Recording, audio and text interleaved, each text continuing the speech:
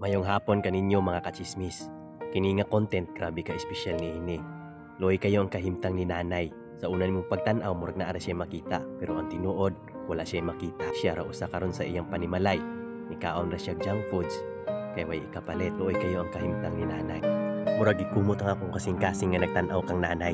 May nalanggani nga na siya mga silingan nga anda mo tabang kaniya. Kasi Ma'am Iding, ding lasa.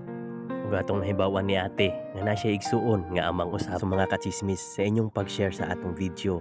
Dako na kay nang tabang para kaning video ha makaabot sa atong mga tawo nga ganahan mo share sa ilang blessings.